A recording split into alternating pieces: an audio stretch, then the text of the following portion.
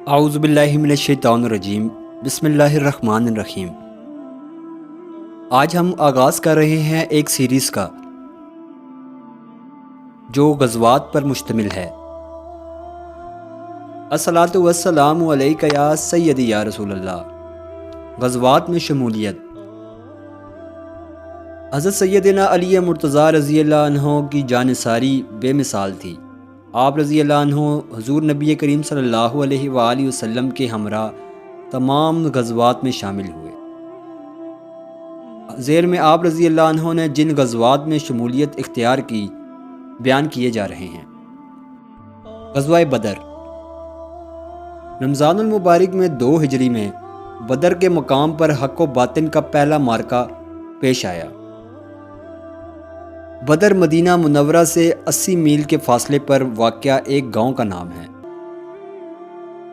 غزوہ بدر میں لشکر اسلام کی تعداد 313 تھی، جن کے پاس 17 اونٹ اور 3 گھوڑے تھے، جبکہ کفار کی تعداد 1000 کے قریب تھی اور ان کے پاس جنگی ساز و سامان بھی وافر موجود تھا۔ بدر کا معرکہ اصل میں مجاہدین مکہ کے لیے سخت آزمائش تھی، کیونکہ ان کے باپ، بھائی، اولاد اور عزیز و اقربا ان کے مقابلے میں تھے، لیکن ان مجاہدین نے اپنے خونی رشتوں کی بجائے اور اپنے دین و مذہب اسلام کو ترجیح دی۔ میدان جنگ میں کفار کی جانب سے عتبہ بن ربیعہ اپنے بھائی شیبہ اور اپنے بیٹے ولید کے ساتھ میدان جنگ میں اترا۔ ان تینوں سے مقابلے کے لیے حضور نبی کریم صلی اللہ علیہ وآلہ وسلم نے 3 انصاری نوجوانوں کو میدان جنگ میں اتارا۔ عتبہ نے جب ان انصاریوں کو دیکھا اور اس نے حضور نبی کریم صلی اللہ علیہ وآلہ وسلم سے کہا، آپ نے ہمارے مقابلے میں ہمارے بھائیوں کو میدان جنگ میں بھیجا، جس پر حضور نبی کریم صلی اللہ علیہ وآلہ وسلم نے ان تینوں انصاری نوجوانوں کو واپس بلایا اور حضرت سیدنا امیر حمزہ، حضرت سیدنا علی مرتضیٰ اور حضرت ابیہ بن حارث رضی اللہ عنہ کو میدان جنگ میں اتارا۔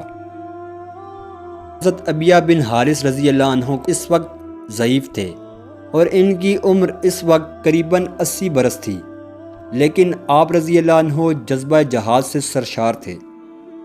حضرت ابیہ بن حارث رضی اللہ عنہ کا مقابلہ عتبہ سے تھا، حضرت سیدنا علی مرتضیٰ کا مقابلہ ولید سے تھا اور حضرت سیدنا امیر حمزہ کا مقابلہ شیبہ سے تھا۔ حضرت سیدنا امیر حمزہ اور حضرت علی مرتضیٰ رضی اللہ عنہ نے ایک ہی وار میں اپنے مد مقابل کی گردن اتار دی۔ حضرت ابیہ بن حارث رضی اللہ عنہ اور عتبہ بن ربیعہ کے درمیان گھمسان کی لڑائی ہوئی۔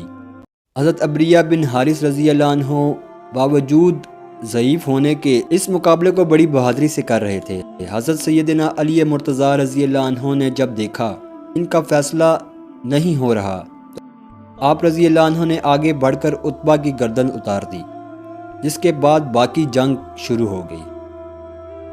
حق اور باطن کی اس جنگ میں کفار کے 70 آدمی مارے گئے اور 70 ہی قیدی بنے۔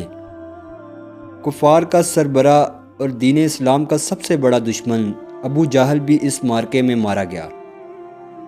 غزوہ بدر میں 14 مسلمانوں نے جام شہادت نوش فرمایا، جن میں سے 6 مہاجرین اور 8 انصار شامل تھے، جنہیں مقام بدر میں ہی سپرد خاک کیا گیا۔